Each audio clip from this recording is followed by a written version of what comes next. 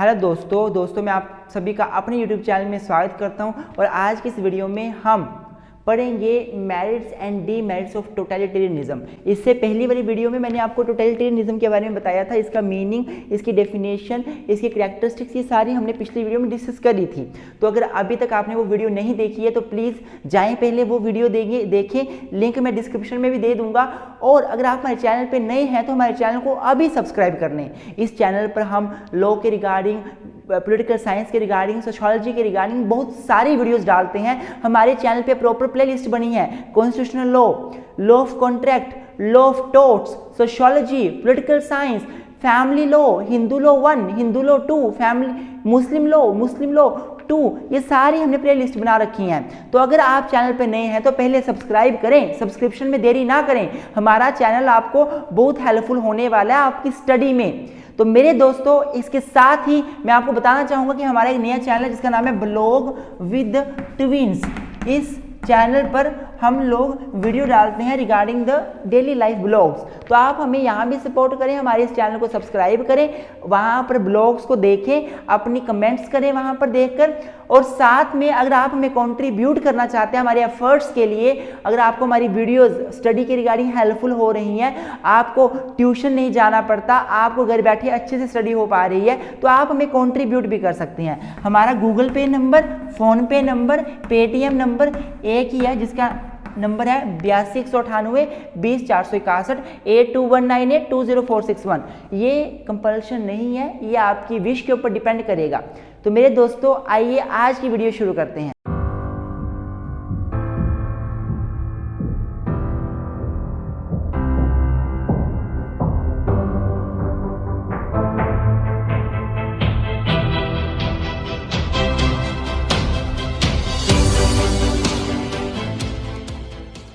तो मेरे दोस्तों, आपको जब भी क्वेश्चन आएगा मेरिट्स डीमेरिट्स का, आपने डायरेक्ट मेरिट और डीमेरिट शुरू नहीं करनी है। आपने सबसे पहले इंट्रोडक्शन देनी है, फिर मीनिंग ऑफ टोटलिटेरियनिज्म करना है, उसके बाद आपने मेरिट डीमेरिट को डिस्कस करना है। तो मैंने आपको जैसे कि पहले भी बताया था कि जब देश में वर्ल्ड वार, इस पूरे वर्ल्ड में वर्ल्ड वार 1 खत्म हुआ था, उसके बाद जर्मनी, इटली और बहुत से नेशन काफ़ी वीक हो गए थे, काफ़ी पीछे चले गए थे। और वहाँ की जो कंट्रीज़ की गवर्नमेंट थी वो उस टाइम की सिचुएशन को हैंडल करने में पीछे हो गई थी। तब निकल के सामने आया था टोटलिटेरियनिज्म, जिसमें कि एक नाजिज्म भी इसमें आता है, फासिज्म भी इसमें आता है। तो हम अगली वीडियो में डिस्कस करेंगे वैसे नाजिज्म फासिज्म क्या चीज़ें, हम पढ़ेंगे आगे, डोंट वरी। तो इस टोटलिटेरियनिज्म का सिंपल सा मतलब होता है एक ऐसी फिलोसफी, इज्म का मतलब फिलोसफी होता है ना, एक ऐसी आइडियोलॉजी, एक ऐसी फिलोसफी जो ये मानती है कि लोगों को कंट्रोल करना चाहिए, गवर्नमेंट का लोगों के ऊपर कंट्रोल हो, गवर्नमेंट का लोगों की सोशल, पॉलिटिकल, इकोनॉमिक लाइफ पर पूरा कंट्रोल हो। ये फिलोसफी इसमें बिलीव करती है। ये सारी बातें लिखने के बाद अब हम शुरू करेंगे मेरिट्स ऑफ द टोटलिटेरियनिज्म। तो मेरे दोस्तों, हर एक चीज़ के दो पहलू होते हैं, एक अच्छा एक बुरा। टोटलिटेरियनिज्म जहाँ पर लोगों की फ्रीडम को कंट्रोल करने की बात की गई है, उसके भी कुछ अच्छे पहलू हैं। वो क्या पहलू हैं बता देता हूँ आपको। सबसे पहला, it can take quick decision. जो टोटलिटेरियन स्टेट होता है या टोटलिटेरियन गवर्नमेंट होती है, वो क्विक डिसीजन लेने में बहुत आगे होती है। अर्थात टोटलिटेरियन स्टेट में किसी प्रकार के डिसीजन को लेने के लिए डिबेट, डिस्कशन नहीं किए जाते।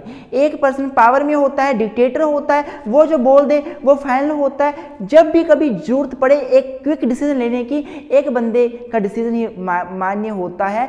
और गवर्नमेंट की तरह, और फॉर्म ऑफ गवर्नमेंट की तरह कैबिनेट की मीटिंग बुलाओ, सभी मंत्रियों को बुलाओ, आपस में डिस्कस करो, इतने ज़्यादा लंबे चक्कर में नहीं पड़ते। अर्थात जिस टोटलिटेरियन स्टेट जो है वो क्विक डिसीजन लेने में सबसे आगे है।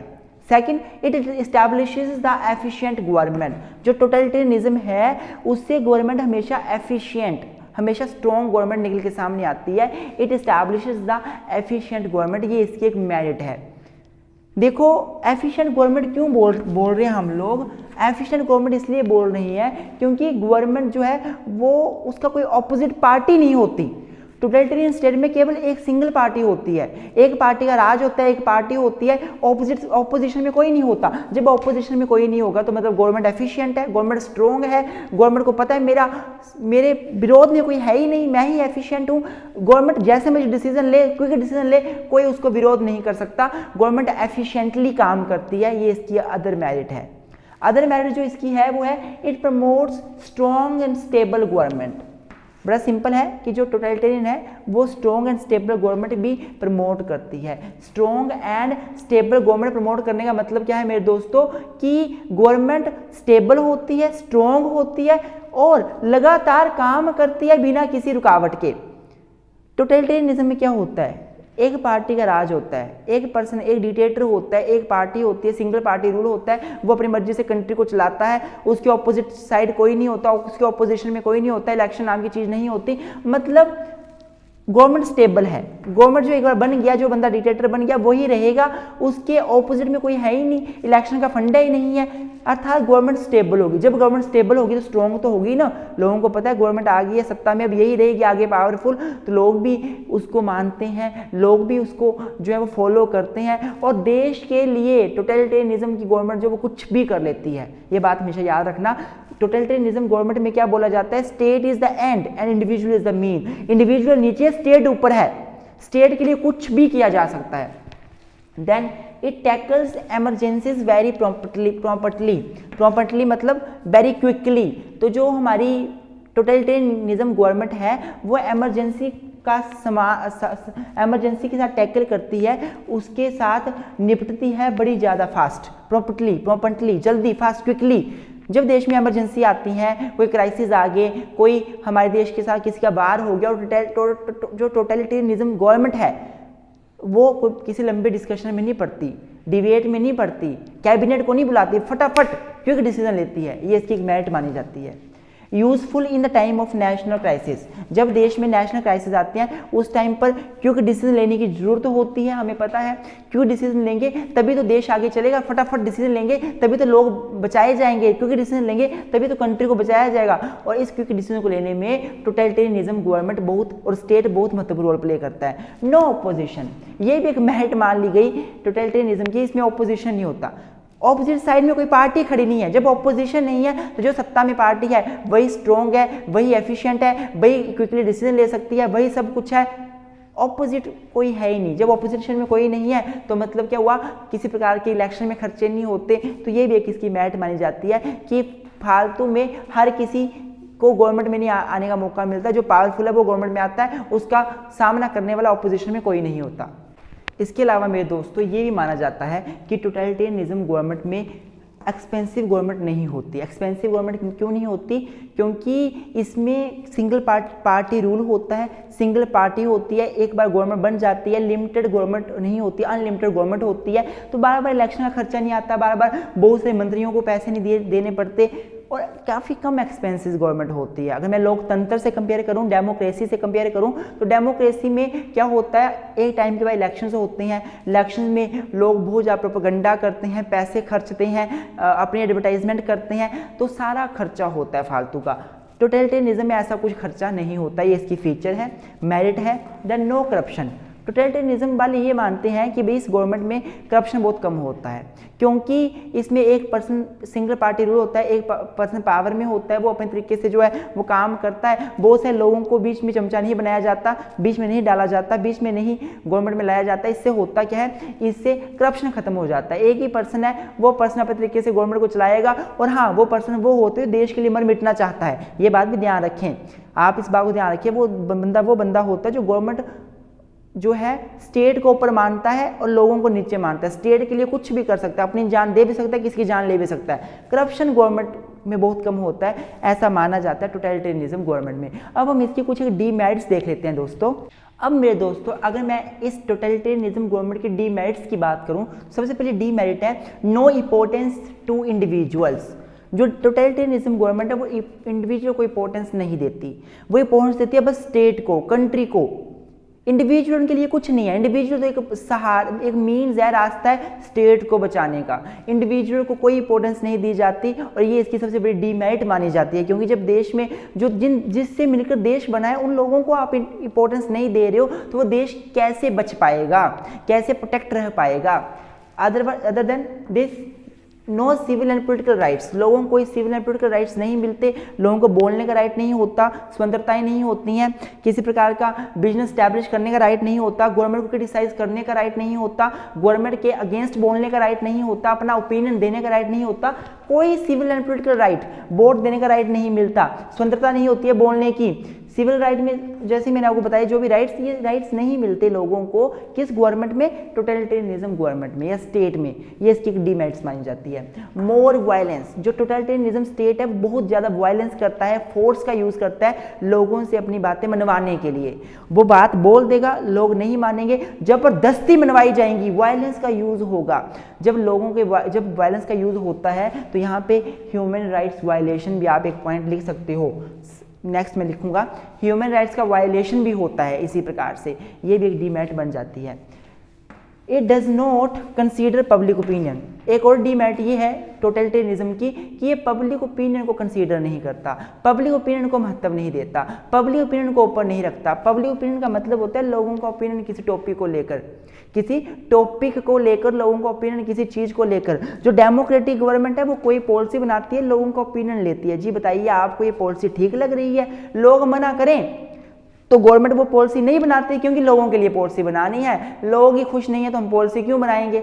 पर टोटलिटेरियनिज्म में ऐसा नहीं होता, जिस भी प्रकार की पॉलिसी है वो लोगों के ऊपर थोपी जाती है, लोग अपना ओपिनियन दे वो लिया नहीं जाता, ये इसकी एक बहुत बड़ी डीमेरिट मानी जाती है। लैक ऑफ इंडिविजुअल लिबर्टीज, जैसे कि मैंने आपको पहले ही बता दिया कि टोटलिटेरियनिज्म में लोगों को लिबर्टीज नहीं मिलती, बोलने की लिबर्टी नहीं होती, चलने की लिबर्टी नहीं होती, बिजनेस इस्टेब्लिश करने की लिबर्टी नहीं होती, किसी प्रकार की लिबर्टीज लोगों को नहीं मिली जाती, दी जाती, और ये भी टोटलिटेरियनिज्म का एक बहुत बड़ा डीमेरिट माना जाता है, एक डिसएडवांटेज मानी जाती है। Then no responsible government, totalitarianism की एक डीमेरिट ये भी है कि इसमें रिस्पॉन्सिबल गवर्नमेंट नहीं होती, इररिस्पॉन्सिबल गवर्नमेंट होती है। गवर्नमेंट किसी के प्रति रिस्पॉन्सिबल ही नहीं होती है, जो गवर्नमेंट ने बोल दिया, वो करना पड़ेगा, लोगों को मानना पड़ेगा, नहीं मानेंगे फोर्स का यूज़ किया जाएगा, जबरदस्ती मनवाया जाएगा, लेकिन वो गवर्नमेंट अपने कामों के लिए किसी के प्रति रिस्पॉन्सिबल नहीं होगी, ना लोगों के प्रति ना किसी अथॉरिटी के प्रति, तो ये भी इसकी एक डीमेरिट मानी जाती है। तो मेरे दोस्तों इसके अलावा lack of internal and international peace, totalitarianism government में ये हमेशा होता है कि ना तो इंटरनेशनल लेवल की पीस रहती है और ना ही देश के देश के अंदर पीस रहती है। ये बहुत बड़ी डीमेरिट है टोटलिटेरियनिज्म गवर्नमेंट की, पीस ही खत्म हो जाती है। जब एक बंदा अपनी डिक्टेटरशिप करेगा, तानाशाही करेगा, अपनी मर्जी से गवर्नमेंट चलाएगा, अपने रूल बनाएगा, लोगों पे थोपेगा, तो वहाँ पे कैसे पीस रहेगी, लोग कितना सहन करेंगे, एक दिन तो लोग वायलेंस करेंगे ही करेंगे।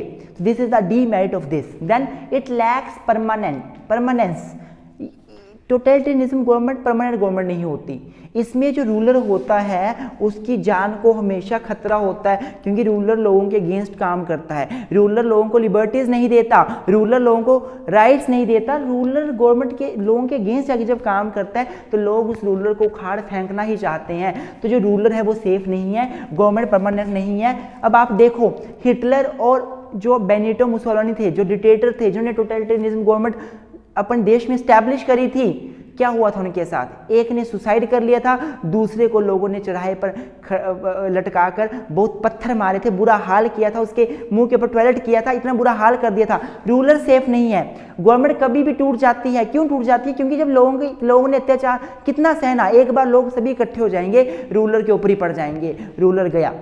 अर्थात टोटलिटेरियनिज्म गवर्नमेंट परमानेंट नहीं होती, ये भी इसकी डीमेरिट है।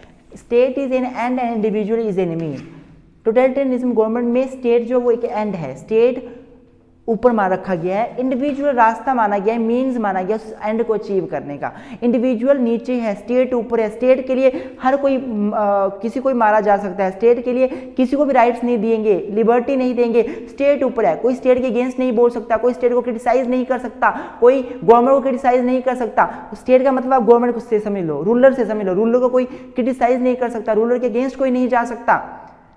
इंडिविजुअल लिबर्टी खत्म इस गवर्नमेंट में, इंडिविजुअल लिबर्टी साइड में इस गवर्नमेंट में, ये भी एक डीमेरिट है किसकी, टोटलिटेरियनिज्म फॉर्म ऑफ गवर्नमेंट की।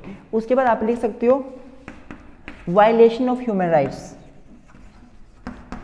वायलेशन ऑफ ह्यूमन राइट्स, ये भी एक डीमेरिट है इसकी कि इस फॉर्म ऑफ गवर्नमेंट में ह्यूमन राइट्स को बहुत वायलेट किया जाता है। लोगों को बोलने का राइट नहीं दिया जाता, खाने का राइट नहीं अच्छे से मिलता, चलने का राइट, बोलने का राइट, स्वतंत्रता का, बोर्ड का राइट, गवर्नमेंट चूज करने का राइट, अपना ओपिनियन देने का राइट, कोई राइट नहीं मिलते। ह्यूमन राइट्स का वायलेशन होता है इस फॉर्म ऑफ गवर्नमेंट में। आई होप मेरे दोस्तों आपको आज का लेक्चर समझ आया होगा। वीडियो अच्छी लगी हो तो लाइक जरूर करें, चैनल पर नहीं हो तो सब्सक्राइब करना ना भूलें, और साथ ही हमारे दूसरे चैनल को ब्लॉग विद ट्विंस को सब्सक्राइब जरूर कर लें हमारे डेली लाइफ के ब्लॉग्स के लिए। और हमें अगर आप कंट्रीब्यूट करना चाहते हैं तो हमें आप हमारे गूगल पे नंबर जो कि मैं नीचे डिस्क्रिप्शन में दे दूंगा, उस पर आप हमें कंट्रीब्यूट भी कर सकते हैं। Thank you very much, keep supporting us.